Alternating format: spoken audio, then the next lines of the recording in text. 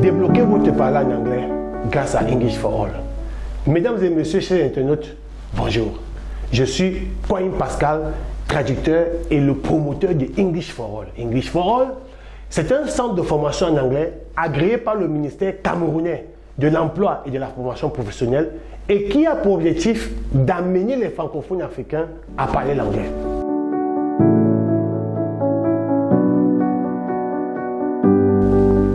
Mesdames et messieurs, chers internautes, nous allons commencer dès à présent une série de vidéos pour vous parler de l'importance de la prononciation en anglais.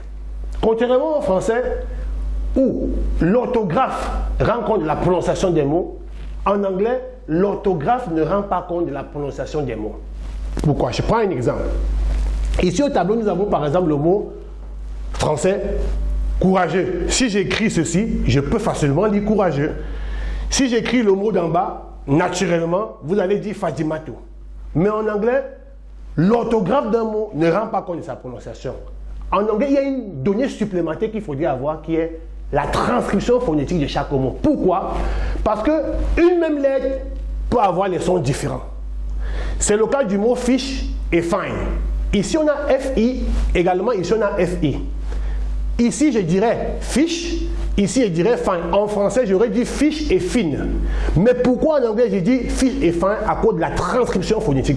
Ici, le I est transcrit par le symbole phonétique qu'on prononce I, alors que le I ici est transcrit par le symbole phonétique I. Donc, c'est la transcription phonétique qui décide de la prononciation des mots en anglais.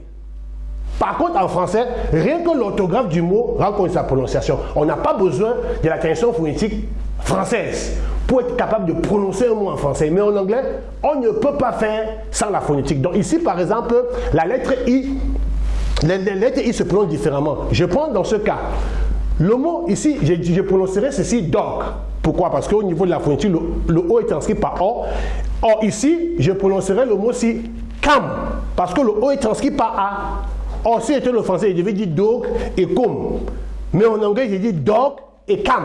Pourquoi? Parce que à cause de la transcription phonétique des deux dont le O se prononce différemment. De la même manière que de ce côté, le I se prononçait différemment, ici le O se prononce différemment.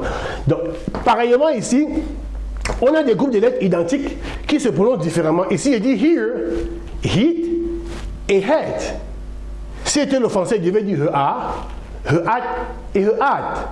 Mais en anglais, il dit here, hit et head à cause de la transcription phonétique. Le EA ici est transcrit par ear, le EA ici est transcrit par I, alors que le EA ici est transcrit par E. Deuxièmement, les groupes de lettres différents peuvent avoir le même son. C'est le cas de push et good. Si c'était le français, on devait dire push et god, mais en anglais, on dit push et good parce qu'au niveau de la phonétique, il y a le son ou qui est pareil. Donc les deux O sont transcrits par ou et le U est transcrit par ou. C'est le cas également du mot you, des deux mots you. En français, c'était le français, on devait dire away et on devait dire you. Mais en anglais, les deux se prononcent you. Voilà pourquoi il est toujours important d'avoir recours au dictionnaire pour lire la transcription phonétique d'un mot en anglais afin de le prononcer. Je prends par exemple ce mot-ci. Sûrement, dans un texte anglais où le professeur vous demandait de lire, ça vous montre la phonétique, bien sûr. Vous aurez pu dire pionnier. Or, dans le dictionnaire, on dit pioneer. Chers internautes, c'est tout pour cette vidéo. N'hésitez pas d'aller consulter les vidéos du même type sur nos différentes plateformes en ligne. Et pour plus d'informations, contactez-nous à partir des numéros qui s'affichent au bas de l'écran. À la prochaine vidéo.